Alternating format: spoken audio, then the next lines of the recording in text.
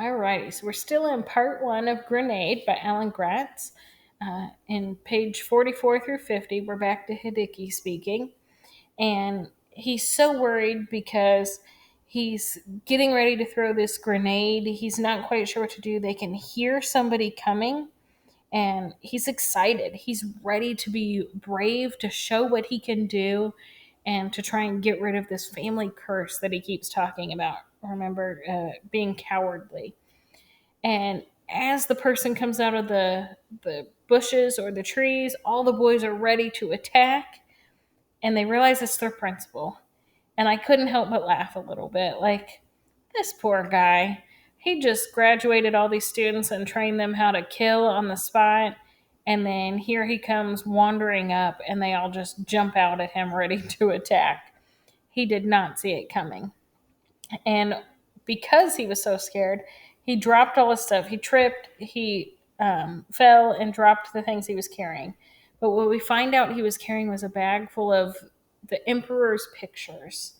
And he's devastated about this because it is his job to protect those pictures because, as we learn, this Mabui is a person's spirit.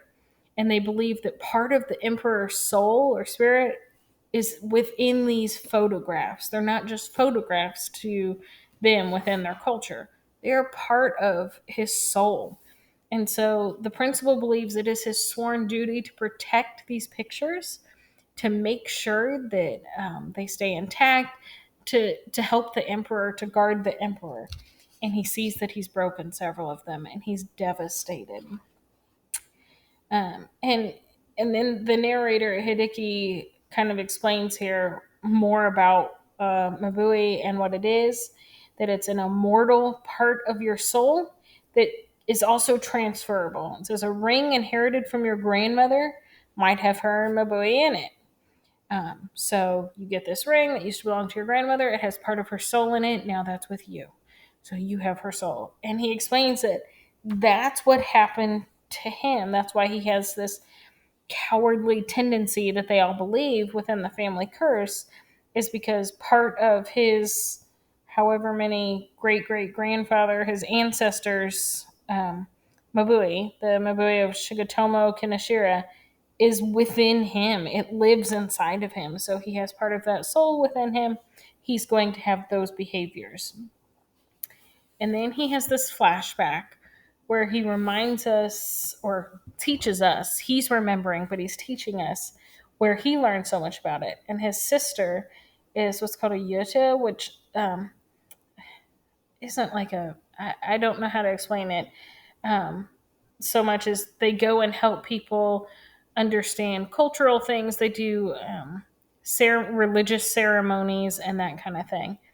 And so he goes with her because there's this kid that's having problems, and the mom's like, you got to fix him. You got to figure out why he's cursed and get rid of this curse on him.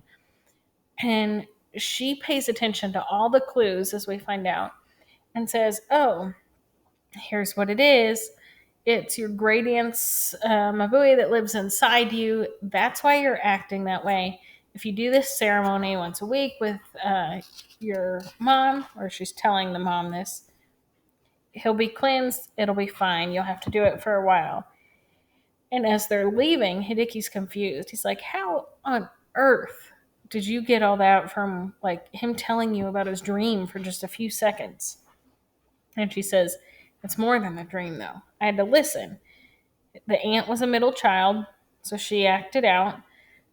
And he's a middle child now because there's a new baby in the house. So it's not just a middle child later in life, but it's a new baby. And he feels like he's lost all this attention.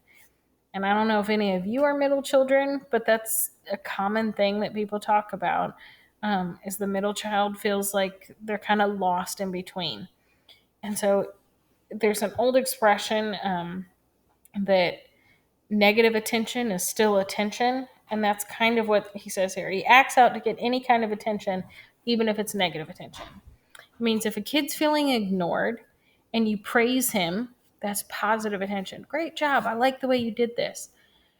If a kid's feeling ignored and you scream at him about something he did wrong, he's still getting your attention. He's no longer ignored. It might be really depressing what you're yelling at him, but it's attention. And so that's what he's saying, that negative attention is still attention. This kid was acting out just to get attention, and in order to get that for him, this ceremony may or may not get rid of this Mabui of his great aunt, but it gets him attention from his mom and time with her. So it's going to fix the problem in itself. So he's remembering all of that, and he's understanding how the principal feels as well. And the principal's last words to them are like, "Hey guys, remember, I trained you well. You got to fight for your country. You got to be willing to die for your country." And as he runs off, the boys smell something, which we know what it is because we have the point of view and the perspective of Ray as well. Hideki does not have that, right? This is something that's kept hidden from him. That's an example of what's called dramatic irony. It's when the audience knows something that the speaker does not.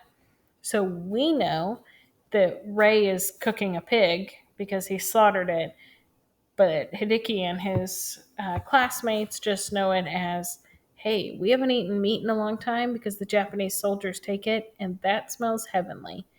But they also know that means the Americans are nearby.